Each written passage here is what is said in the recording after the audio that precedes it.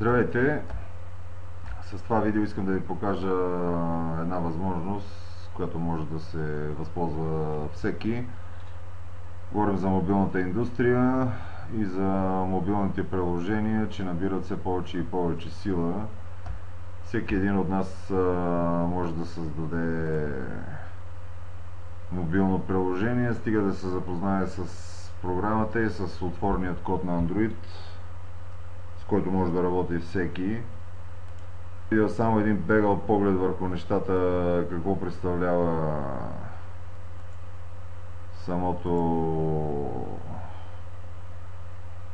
самата програма. По принцип App Inventor,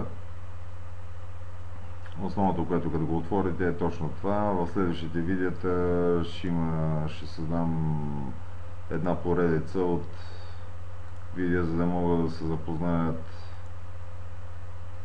българите. Не, че не са запознати, но виждам, че няма в YouTube видео на български език специално за App Inventor. Да сложим една снимка. Но на този екран основното е това, което ще представлява вашето приложение.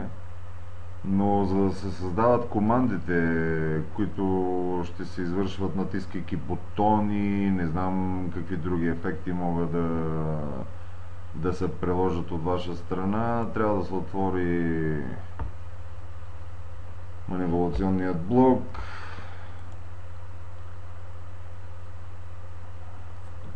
Нещата не са сложни, изиска се от вас да отделите време и да се запознаете какво представлява самият App Inventor.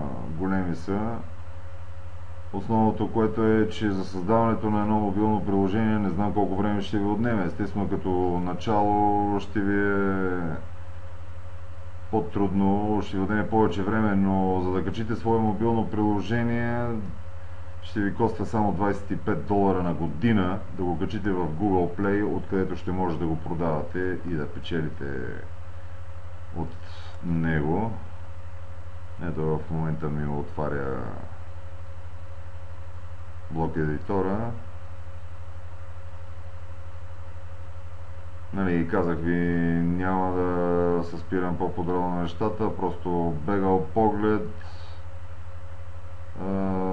Ако имате за бъдеще някакви въпроси, може да пишете във видеото с това, което познавам, защото и аз се уча по-основно с App Inventor, все още ми го зарежда.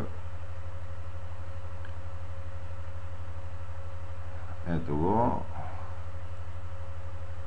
Направено е така, че всеки може да работи, стига да знае за какво служат всеки един от бутоните. Ето го, просто един пример ви давам. Не, че в момента това означава нещо. Ето, и това като се направи, в основното, тук ще се извърши дадено положение, да речем сложите един бутон старт, натискате го и се появява следващата картинка. Другото, което е, че е направено така, че да се свържете с виртуален мобилен телефон и да видите как ще изглежда вашето приложение в реалност. Ако не е от Connect to Device, чрез Wi-Fi-то си може да се свържете с реалният си телефон, който имате, и да го видите в реалност как ще изглежда самото приложение. Да видим дали няма да се появи някакъв проблем. Да, не знам защо ми дава това нещо. Аз използвам телефона си да мога да се свързвам и да виждам нещата, които правя.